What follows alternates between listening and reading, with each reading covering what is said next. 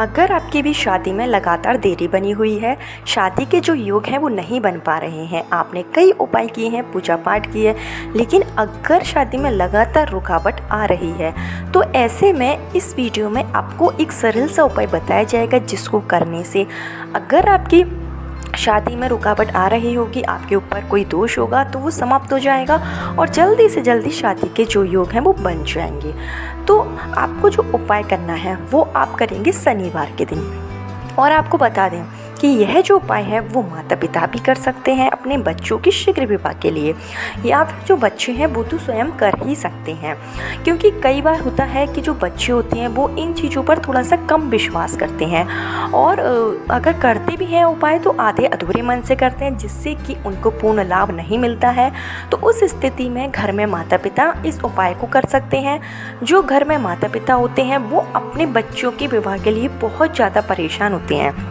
अगर बच्चों के विवाह में विलम्ब आता है, अगर उम्र जो होती है वो 30 साल 35 साल है उससे भी अधिक हो जाती है और शादी के योग नहीं बन पाते हैं, तो ऐसे में बच्चे तो परेशान होते ही हैं, लेकिन उनसे कई ज़्यादा परेशान घर में माता पिता होते हैं, क्योंकि हर माता पिता का सपना होता है अपने बच्चों का सुखी वैवाहिक जीवन देखना। और अगर बच्चों की शादी नहीं हो पाती है तो माता पिता बहुत ज़्यादा चिंतित हो जाते हैं। ऐसे में अगर माता पिता उपाय करते हैं तो वो जल्दी सफल हो जाता है। और अगर लड़के हैं या लड़कियां हैं, अगर मनपसंद शादी करना चाहते हैं, प्रेम विवाह करना चाहते हैं, तो उस स्थिति में भी आप इस उपाय को कर सकते हैं। आपको पूर्ण लाभ होगा। आप जो भी उपाय करें वो पूर्ण विश्वास और श्रद्धा के साथ करें। कहा जाता है कि जब हम कोई भी उपाय करते हैं या फिर हम पूजा पाठ करते हैं उसमें अगर हमारा विश्वास शामिल हो जाता है तो हमें उसमें जल्दी से जल्दी सफलता मिल जाती है। तो आपको जो उपाय करना है, क्योंकि जो शादी में अड़चनें आती हैं वो कई कारण से आती है। हो सकता है कि आपके ऊपर पितृदोष लगा हो, या फिर नज़र दोष हो, या किसी ने आपका जो लग्न है वो बांध रखा हो, या फिर आपकी कुंडली के जो ग्रह हैं वो प्रतिकूल हो। जब कुंडली के जो ग्रह होते हैं वो शादी के अनुकूल नहीं होते हैं, या जो कुंडली का सप्तम भाव होता है अगर वो क्रूर ग्रहों के नक्षत्र में आ जाता है तब भी शादी में लगातार रुकावट आती है। अगर कुंडली में शनि राहु केतु की स्थिति अशुभ हो जाती है और जो शनि राहु केतु हैं अगर सप्तम भाव को प्रभावित करते हैं तो ऐसी में शादी में लगातार रुकावट आना स्वाभाविक बात है। फिर आप चाहें कोई भी उपाय कर लीजिए, आपको सफलता नहीं मिलेगी। तो ऐसे में आपको यह उपाय ज़रूर करना चाहिए जो आपको इस वीडियो में बताया जाएगा। इसको करने से आपकी कुंडली के जो भी दोष होंगे, जो ग्रह होंगे, शनि राहु केतु की जो स्थिति होगी वो सही हो जाएगी और शादी के जो योग हैं वो बन जाएंगे। तो चलिए उपाय की शुरुआत कर लेते हैं। तो इसके लिए आपको क्या चाहिए, सबसे पहले आपको बता दें कि आपको यह जो उपाय है वो एक ही शनिवार के दिन करना है। तो आप किसी भी महीने के शनिवार के दिन, चाहे शुक्ल पक्ष हो या फिर कृष्ण पक्ष हो, कोई भी हो, आप शनिवार के दिन यह उपाय कीजिए। इसके लिए कोई विशेष तिथि निर्धारित नहीं की गई है, आप किसी भी शनिवार के दिन यह उपाय जो है कर सकते हैं। आपको बता दें यह जो उपाय है वो शिव पुराण से लिया गया है। शिव पुराण में ऐसे छोटे छोटे कई उपाय बताए गए हैं जिसको करने से अगर आपकी शादी में अड़चनें आ रही होती हैं, रिश्ते जो होते हैं बार बार टूट जाते हैं, तो वो दूर हो जाते हैं और जल्दी से जल्दी मंगल विवाह के योग बन जाते हैं। तो इसके लिए आपको क्या करना है, शनिवार के दिन, किसी भी शनिवार के दिन आपको सुबह जल्दी उठना है।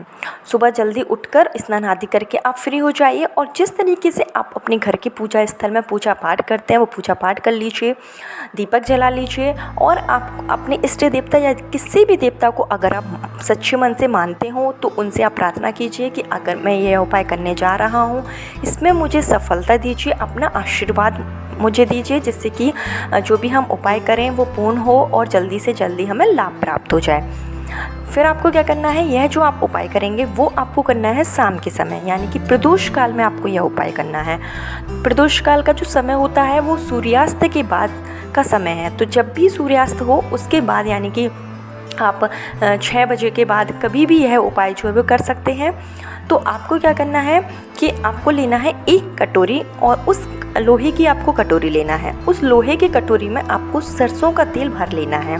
छोटी कटोरी भी ले लीजिए, आप अपने साइज के हिसाब से मतलब कटोरी ले सकते हैं, छोटी बड़ी जैसी भी आपके पास हो, पर लेना आपको लोहे की ही कटोरी है। तो लोहे की कटोरी में आपको भर लेना है सरसों का तेल और इस सरसों के तेल में आपको थोड़ी सी यानी चुटकी भर जो काला तिल है वो मिला लेना है। यह कटोरी जो है वो लेकर आपको जाना है शिव जी के मंदिर में। आपके घर के आसपास कहीं भी शिव मंदिर हो वहाँ पर आप पहुँच जाइए। सिर्फ आपको सरसों के तेल में थोड़ा सा तिल मिलाकर लोहे की कटोरी में आपको लेना है, शिव मंदिर में आपको जाना है। अब यह जो तेल है वो आपको शिवलिंग के ऊपर अर्पित करना है, लेकिन किस तरीके से अर्पित करना है उसका भी एक नियम है कि आपको किस तरीके से सरसों का जो तेल है वो आप शिवलिंग के ऊपर चढ़ाएंगे।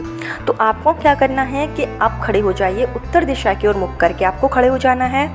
और आपको जो शिवलिंग का जो हस्तकमल होता है, जो माता पार्वती का हस्तकमल है जिसके ऊपर जो शिवलिंग है, शिवलिंग का जो शिव जी का जो भाग है वो रखा हुआ है, तो जो हस्तकमल है आपको अपना दाहिना हाथ इस तरीके से आपको अपना दाहिना हाथ रखना है कि आपका जो दाहिना हाथ है वो हस्तकमल पे स्पर्श होना चाहिए। मतलब जो उसकी जो फिंगर्स हैं वो हस्तकमल पर स्पर्श हो, इस तरीके से जैसे कि आप कोई चीज़ जो है वो हाथ के द्वारा चढ़ाते हैं उस तरीके से आपको जो हाथ है वो हस्तकमल के पास में रखना है। और जो आप कटोरी में तेल ले गए थे वो आपको अपने हाथ पर गिराना है, यानी कि हाथ को आप थोड़ा सा तिरछा रखिएगा और हाथ पर आप यह जो तेल है वो धीरे धीरे गिराते जाइए। और यह जो तेल है वो जो हस्तकमल है जिस पर शिवलिंग जो है रखा हुआ है वो माता पार्वती के हस्तकमल पर यह जो तेल है वो गिरना चाहिए। यानी कि जो सरसों का तेल है वो शिव जी के ऊपर नहीं जाना है, वो माता पार्वती का जो हस्तकमल है उसके ऊपर आपको गिराना है। और आपको अपने दाहिने हाथ से गिराना है, मतलब दाहिने हाथ में आप थोड़ा थोड़ा तेल जो है कटोरी से गिराते जाइए। और आपको यह जो तेल है वो हस्तकमल के हमें गिराना है, मतलब जो हस्तकमल है उस पर जो सरसों का तेल है वो अच्छे से गिर जाना चाहिए। उसके साथ ही जब आप हस्तकमल पर तेल गिराएं तो आपको शीघ्र विवाह की कामना करते जाना है और मंगल विवाह की आपको कामना करते जाना है। इस तरीके से पूरी कटोरी का जो तेल है वो आपको अपने दाहिने हाथ के द्वारा ही हस्तकमल पर अच्छे से गिरा देना है, अच्छे से चढ़ा देना है। और आपको जब आपका तेल गिर जाए उसके बाद आप हाथ अच्छे से पोंछ लीजिए, क्योंकि जो तेल रहेगा अगर आप हाथ पोंछेंगे नहीं तो हाथ जो है कपड़ों पर भी लग सकता है। तो जब आप तेल चढ़ा लें आप कोई भी कपड़ा अपने साथ में लेकर जाइएगा, उससे आप हाथ पोंछ लीजिए और कपड़ा को आप कहीं पर भी वहाँ पर साइड में हटा दीजिए। उसके बाद में आपको थोड़ी देर मंदिर में ही बैठना है और इस मंत्र का आपको जाप करना है। इन शब्दों का आपको वहीं बैठकर अच्छे से उच्चारण करना है, जो कि इस तरीके से है। तो जो आपको मंत्र बोलना है वो आपको 108 बार बोलना है। मंत्र इस तरीके से है, ओम नमः पार्वती पते हर हर महादेव। ओम नमः पार्वती पते हर हर महादेव। इस मंत्र का इन शब्दों का आपको 108 बार उच्चारण करना है। आप वहीं शिवलिंग के पास में बैठिए और इस मंत्रों का 108 बार आप उच्चारण करते जाइए। अगर आपके पास कोई माला है, तुलसी की माला है या कोई भी आपके पास माला है उससे आप जाप कर सकते हैं, नहीं है तो आप उंगली की सहायता से भी 108 बार इन मंत्रों का, इन शब्दों का उच्चारण कर सकते हैं। अगर आप इन मंत्रों का उच्चारण करते हैं तो माता पार्वती जो होती हैं आप उनके द्वारा आपकी कुंडली में जो भी दोष होते हैं वो दूर हो जाते हैं। माँ पार्वती के लिए किया गया यह जो उपाय होता है वो बहुत ही कारगर है और इसको करने से जो शनि की स्थिति होती है या फिर राहु केतु की जो स्थिति है वो सही हो जाती है और जल्दी से जल्दी जो विवाह के योग हैं वो बन जाते हैं। बहुत ही सरल उपाय है, इसको आप ज़रूर कीजिए। एक ही शनिवार के दिन आपको करना है। एक ही शनिवार के दिन अगर आप यह उपाय करते हैं, पूर्ण विश्वास के साथ करते हैं, तो आपकी शादी में जो भी अड़चनें आ रही हैं वो दूर हो जाएगी। जो विवाह होगा वो मंगल विवाह होगा, शादी के बाद का जीवन भी सुखी होगा। तो इस उपाय को माता पिता भी करें या फिर बच्चे स्वयं कर लें, जल्दी से जल्दी लाभ होने की पूरी संभावना होती है। कल फिर मिलती हूँ नए वीडियो नए उपाय के साथ। जब तक के लिए राधे राधे।